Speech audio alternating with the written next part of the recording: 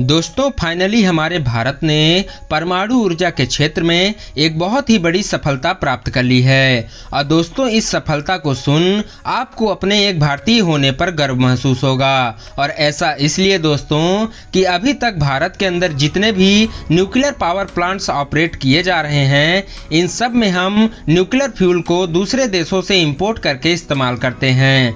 और साथ ही in nuclear power plants को बनाने के लिए जितने भी रिएक्टर्स का इस्तेमाल किया जाता है, उन्हें भी हम रूस जैसे कई देशों से इंपोर्ट करके ही तैयार करते थे। लेकिन दोस्तों अब शायद हमें किसी और देश से इस टाइप की रिएक्टर टेक्नोलॉजी इंपोर्ट करने की जरूरत ना पड़े, क्योंकि भारत ने अब खुद स्वदेशी रूप से इस टेक्नोलॉजी को तैयार कर लिया है। जी हाँ दोस्तों, हमारे भारतीय वैज्ञानिकों ने एक काफी बड़ा कमाल कर दिखाया है। क्या है दोस्तों पूरी अपडेट आज की इस छोटी सी वीडियो में इस पर डिटेल से बात करेंगे।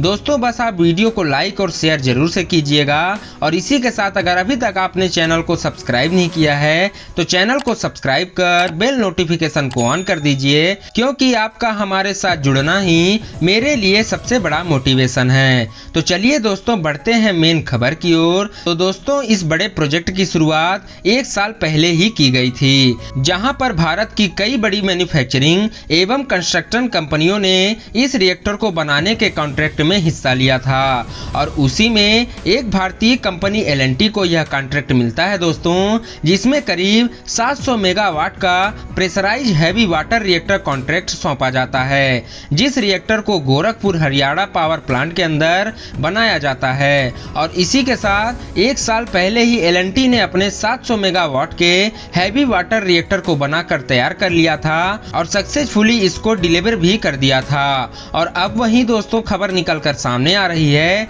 कि L&T ने एक कदम और आगे बढ़ाते हुए एक स्ट्रीम जनरेटर को भी स्वदेशी रूप से तैयार कर लिया है, जिसे इस 700 मेगावाट के रिएक्टर के अंदर इस्तेमाल किया जाएगा। और दोस्तों देखा जाए तो यह स्ट्रीम जनरेटर एक मेन कंपोनेंट है जो किसी भी पावर प्लांट का हीट से वाटर को स्ट्रीम में कन्वर्ट कर देता है और साथ ही उस स्ट्रीम को थ्रो भी कर देता है टरबाइन के ऊपर, जिससे टरबाइन अल्टरनेट घूमता है, जिसके बाद इलेक्ट्रिसिटी जनरेट होती है। दोस्तों तमाम मीडिया के खबरों के हिसाब से हमारे भारत ही पहला स्वदेशी रूप से निर्मित स्ट्रीम जनरेटर बताया जा रहा है। और साथ ही इसे भारत के न्यूक्लियर एनर्जी सेक्टर में एक काफी बड़ी जीत भी बताई जा रही है। लेकिन देखा जाए दोस्तों तो इसके बावजूद भी शायद हमारे भारत की दूसरे देशों पर डिपेंडेंसी खत्म नहीं हो सकती, क्योंकि इस न्यूक्लियर पावर प्लांट के अंदर हम फ्यूल का इस्तेमाल करते हैं, जिसे हम यूरेनियम के नाम से भी जानते हैं। और अभी भी भारत अपनी टोटल यूरेनियम की जरूरतों का करीब 75% हिस्सा इंपोर्ट करके ही पूरा करता है। और मेजॉरिटी देखा जाए दोस्तों तो कजाकिस्तान, कनाडा और रसिया जैसे देशों से इंपोर्ट कराया जाता है।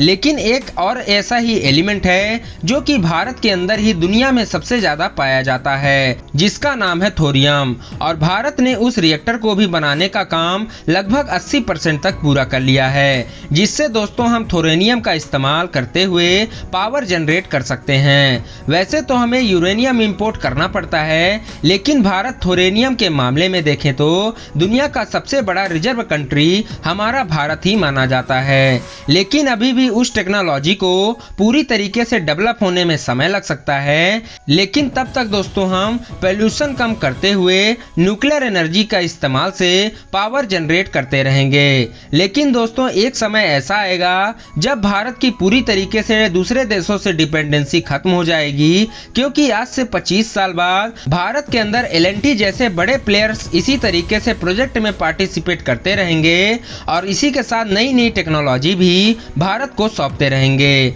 वैसे आपकी क्या राय है दोस्तों भारतीय कंपनी L&T के इस एडवांस स्ट्रीम जनरेटर को लेके? कमेंट सेक्शन में अपनी राय जरूर से दें। साथ ही दोस्तों वीडियो को लाइक एवं शेयर करना ना भूलें। और इसी के साथ अगर अभी तक आपने चैनल को सब्सक्राइब नहीं किया है तो चैनल को सब्सक्राइब कर बेल नोटिफिकेशन को ऑन कर दीजिए, क्योंकि मैं आपके लिए ऐसे ही डिफेंस एवं फॉरेन पॉलिसी से रिलेटेड वीडियो लाता रहूंगा। तो मिलते हैं दोस्तों आप सभी से अगली वीडियो में, तब तक के लिए जय हिंद, वंदे मातरम।